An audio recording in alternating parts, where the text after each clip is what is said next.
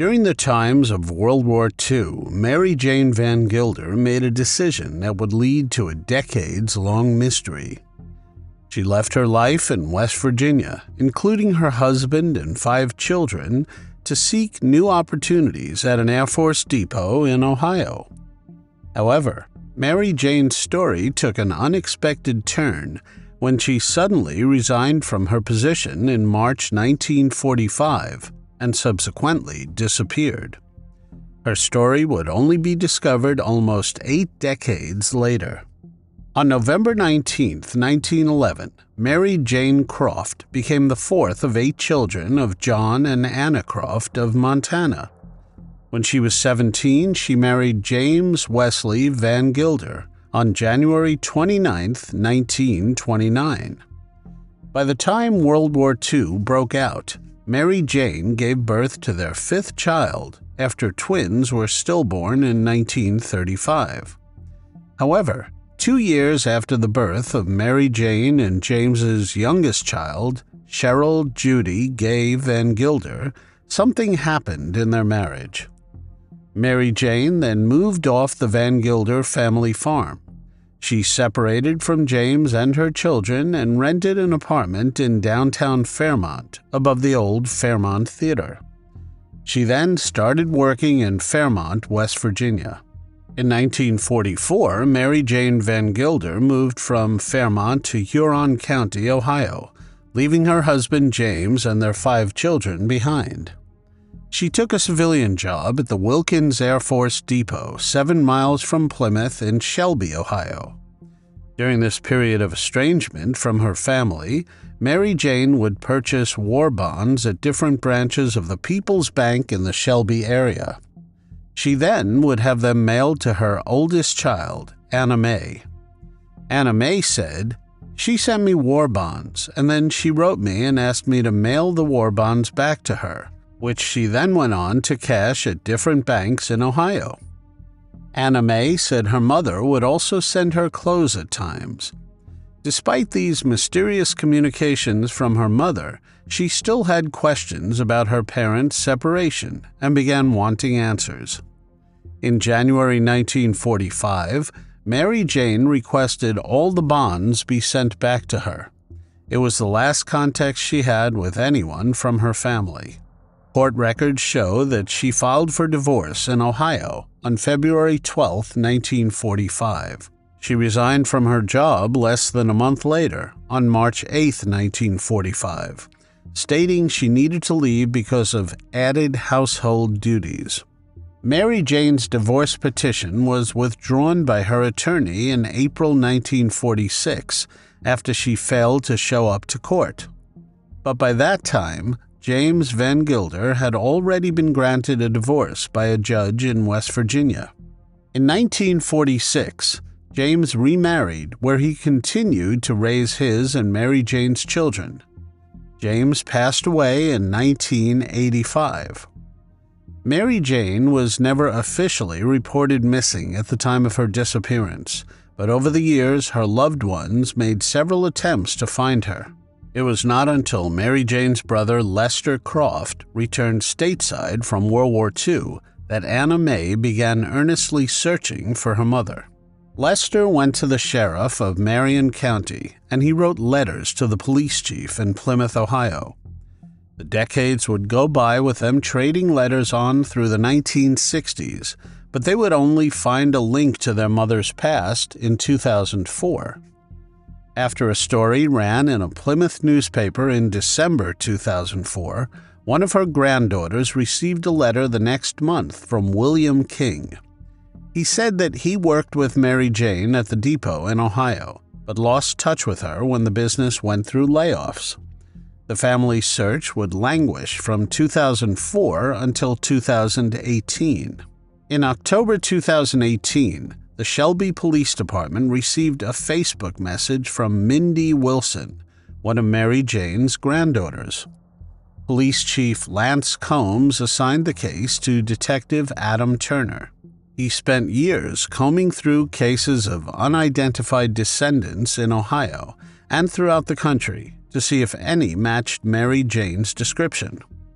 During the course of his investigation, he came across a newspaper article about a Jane Doe found in Preble County, Ohio in the 1960s. The description of the woman's remains sounded like a possible match to Mary Jane. The remains were exhumed in late 2019 and taken to a state crime lab. Turner said, "They told me that they were able to do some DNA testing, and the body was not Mary Jane Vangilder. The story could have ended here." Turner said, "I could have easily just said, 'I am done. This is not mine anymore. This is Preble County's.' But he decided to press on, partnering with Moxie Forensic Investigations to develop a DNA profile and use investigative genetic genealogy to crack the case. It took 3 years, some delays due to the pandemic, before they learned Preble County Jane Doe was not a woman after all. The DNA matched to the closest relative to the human remains, a great-niece, Tina Barrett of Cincinnati. Tina had uploaded her DNA profile to GED Match, a public genealogy database where users can opt in to share their information with law enforcement. The human remains belonged to Albert Frost, a man from Hamilton, Ohio, who went missing sometime in the early 1960s. So why did the coroner believe Albert was a woman when his body was found in May 1968? His remains were badly decomposed and spread out over about 75 feet. Albert was also very thin and short, so Turner thinks that may have led to the mistake. The coroner was not able to determine the cause of demise. Turner said, "The rumor from some of his surviving family members, his nieces and nephews, were that Albert was beaten to his end outside of a bar in Eaton, Ohio." When Turner reached out to Tina, he unlocked another mystery. Tina said the following, "Initially, I thought they were talking about my great-aunt Clara, because until that moment, I did not know that Albert existed. No one talked about it." It turns out there were 2 missing siblings in the same family. Albert had a sister named Clara, who also disappeared and was never seen again. She went by the nickname Inez and was in her early 20s when she went missing about a decade before Albert in the 1950s. The young mother was living in Cleveland, Ohio at the time of her disappearance. Several family members told Turner that Clara's mother sold her to a man who later became her husband. They had 2 kids together who were just a baby and a toddler when she vanished. Clara's family thought her disappearance was suspicious and told police her husband had been physically abusive to her. At the time, Clara's husband told police she had just run off. Tina said she was not the type of person who would just get up and leave. Turner discovered that her husband had remarried by about 1952 and moved the children to Pennsylvania. Based on information from her family, Clara's husband, who passed away decades ago, is now a suspect in this case. The investigation into Mary Jane's disappearance was again an unsolved cold case. Turner caught a break in the cold case when he obtained Mary Jane's military personnel file and published it online. A civilian sleuth, as Turner calls her, had been following the case. In November of 2023, the woman came across the name Percy L. Sebrin. They then investigated this person and found that he had also worked at the Wilkins Air Force Depot in Ohio, like Mary Jane. Employee records show that she was promoted to high-lift fork operator in February 1945, a few days after filing for a divorce. She took the position from Percy and likely received training from him. Turner said the following on this breakthrough. This name was among dozens of others located throughout Mary Jane's military file, but it would be this one alone that would prove crucial. Percy passed away in 1969 in Kansas City, Missouri. He was run over by a train. But Turner was able to locate his records and found he had been married to a woman named Mary Jane Sebren. She had the same birth date as Mary Jane Vangilder and passed away in 1990. The couple lived in Arkansas and had 2 children, including a son named Percy Jr., who was born in December 1945. This is 9 months after Mary Jane left her job at the Wilkins Air Force Depot. Turner reached out to one of Percy Jr.'s children on Facebook, Bobby Sebren, and she told him she did not know much about her grandmother's life and that it was not discussed. Turner said that Bobby and her siblings sent him photographs of their grandmother, clearly showing that Mary Jane Sebren was indeed Mary Jane Vangilder. He also compared their signatures. There were distinct similarities in how each letter was shaped and formatted. A DNA test done in 2024 made it official. Mary Jane Sebren was, without a doubt, Mary Jane Vangilder. Mary Jane Sebren had somehow obtained and was using a different Social Security number than the one that was found in her military personnel file. Mary Jane passed away on May 31, 1990, of colon cancer and was buried alongside her husband Percy in his home state of Louisiana. According to her grandchildren, the Sebrens, Mary Jane was the perfect grandmother, and they described her as incredible. She loved to garden, and her favorite flower was the hydrangea. She liked sun tea, and she was a great cook. When Mary Jane was very sick, Turner said she told one of her granddaughters that there was something she could not tell her, and that she could never find out. He said her granddaughter just assumed that her grandmother was just talking gibberish, but now it all makes sense. Turner said finding out what really happened to Mary Jane has been very painful for the Vangilder children and grandchildren, who spent decades searching for her. Mindy Wilson, who never got the chance to meet her grandmother, said she was very thankful to be able to deliver the news to Mary Jane's surviving children. Mindy said, "This has been a long time coming and a long journey, but our family finally has closure. This journey of searching for our grandmother started many years ago, before I was even born." Turner said the Sebren grandchildren have also been experiencing the gamut of emotions because their grandmother never told them who she really was and misled them about her past. He also added that what is unknown and what will probably never be known is why Mary Jane decided to leave her family behind in West Virginia and start a new life elsewhere. A family who loved her, cared for her, and missed her for 79 years. What it shows is that our decisions can reverberate through time and distance and affect generations of our immediate family and descendants. Our choices in life need to be made in the consideration of how it will affect those who love us. It turns out Mary Jane had a second secret life and family. Neither family knew about the other. The mystery of Mary Jane Vangilder's disappearance was not one of foul play, but rather a tale of reinvention. She chose to leave her past behind and start afresh, a decision that remained undiscovered until Detective Turner's persistent investigation brought closure to a family's long-standing search. In November 1986, the community of Garland, Texas was changed for the worst. Barbara Faye Villarreal's lifeless body was found by her husband. After thorough investigations, there were no leads and the case went cold.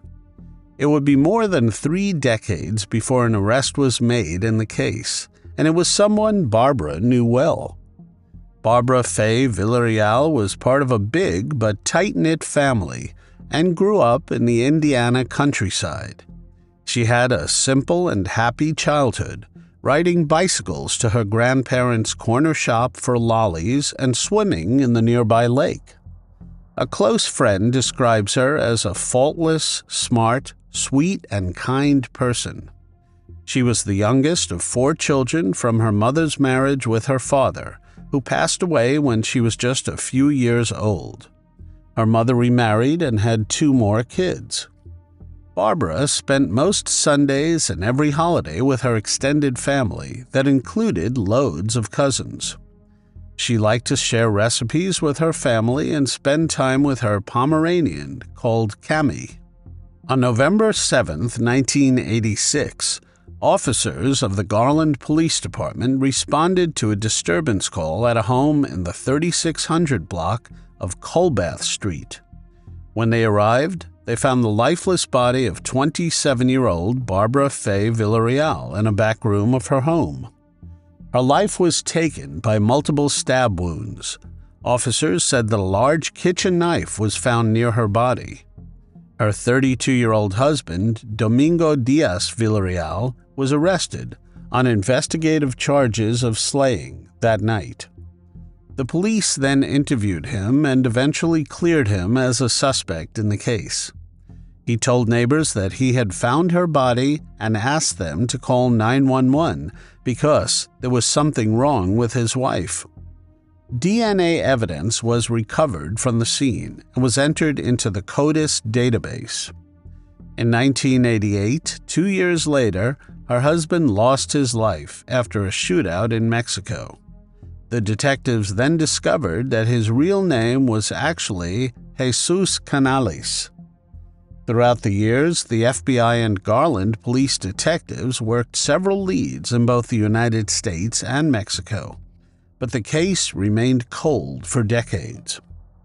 In 2023, Garland Police Department used new technology, including DNA genealogy, to determine the suspect.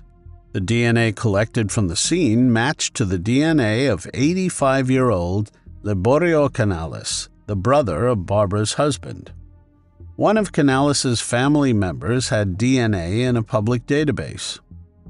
Lovington Police Department in New Mexico said Canales was known to stay at a home in the city.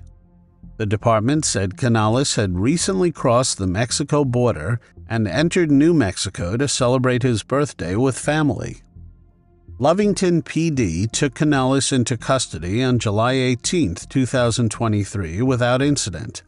He was then booked into the Lea County Detention Center on a federal warrant on the charge of taking the life of someone. While in custody, detectives said Canales admitted to slaying Barbara over a family dispute. His bond has been set at $1 million. Court records show Canales was extradited back to Texas and booked into the Dallas County Jail on August 18th.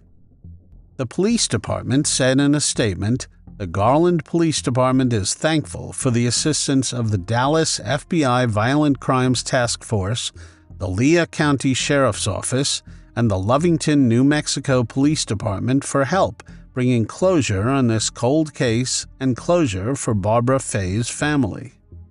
Her family can now finally understand the events that led to Barbara's untimely end and begin the process of healing. The case of Barbara Villarreal is a poignant reminder of the complexities of family dynamics and the enduring impact of unresolved tragedies. It also highlights the importance of perseverance in the pursuit of justice, no matter how much time has passed. Barbara's memory is honored not only by the resolution of her case, but also by the love and remembrance of those she left behind. On March 12, 2024, Canales was sentenced to 20 years in a Texas prison. Right before Canales was taken away, Barbara's family sent a strong message stating they will never let him occupy their thoughts again, and the life he lived should be considered a gift. Barbara's sister-in-law, Jennifer Dunderman, told Canales inside the courtroom that, "You spent 37 years living your life as if nothing had happened. You did not just take the life of Barb, you took a little piece of everyone she knew." Barbara's brother, Mark Dunderman, said the following, "It does not really change anything, though. We still do not have our sister, but it is nice to have closure." Dallas County lead prosecutor Leighton D'Antoni said, "They may have done some ungodly acts in their lives. They know they are meeting their maker sooner than later. I do think that helps people to accept responsibility and plead guilty." Barbara's mother is 93 years old and is still alive. It was very important to her that she lived to see the day to see someone convicted for taking the life of her daughter. What drives a seemingly ordinary person to commit an unspeakable act of violence? How can a community reconcile with the brutal loss of one of its own? These questions lie at the heart of the harrowing story of Dorothy Thomas, a beloved 27-year-old employee at New Way Cleaners in Tallahassee, Florida, during the 1950s. Her life was tragically cut short in a shocking case that has perplexed investigators and haunted the local community for decades. Dorothy Thomas, a pretty 27-year-old brunette, was identified as a beautiful, kind, and hard-working woman. She was well regarded in her community and known for her gentle demeanor and dedication. However, Dorothy's life took an unexpected turn on September 6, 1957. She was discovered in the bathroom of the dry cleaners by Coca-Cola delivery man Clarence Rames at 9:04 a.m. Clarence found the building empty and upon further inspection saw Dorothy's legs through the open bathroom door. Initially thinking she had fainted, he soon realized she was lying in a pool of blood. An autopsy revealed Dorothy had over 20 stab wounds to her head and neck, causing fatal blood loss. The investigation initially focused on Kenneth Thomas, her husband. His alibi, confirmed by multiple independent witnesses, detailed his whereabouts on the morning of the slaying. Harry Barth became a primary suspect when his dry cleaning was found on the counter at the dry cleaners. The cleaner's master log showed Barth's name crossed out, indicating he had already picked up his clothes.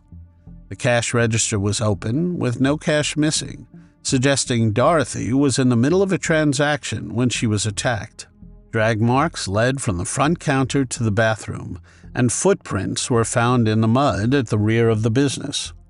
When officers first tried to interview Harry Barth, he claimed he could not get out of bed due to a severe headache. They noticed a pair of white shoes with mud on them under his bed, but when they returned several days later, the shoes were gone, and Barth denied ever owning them. Barth provided an alibi for the morning of September 6, 1957, and explained that his fingerprints might be found in the bathroom because he had used it the previous day. During his interviews, Barth made several incriminating statements, including that he might have taken Dorothy's life and that he often experiences blackouts or loses his temper due to severe headaches. He asked the police to not involve his wife and suggested he might confess. Witnesses could not confirm Barth's alibi. The babysitter revealed that Barth asked her to lie about the time he picked up his child, indicating an attempt to mislead the investigation. Despite the lack of conclusive evidence directly linking Barth to the crime, he remained the primary suspect. In July 1974, Barth was investigated by the Lincoln Police Department in Nebraska. This was after being identified as being with a woman, Blanche Klaus, shortly before she drowned and lost her life. Although Barth denied involvement, substantial circumstantial evidence suggested otherwise. In 1997, the FBI assisted the Tallahassee Police Department, TPD, in further investigations. Unfortunately, no definitive evidence was found to conclusively link Barth to either crime.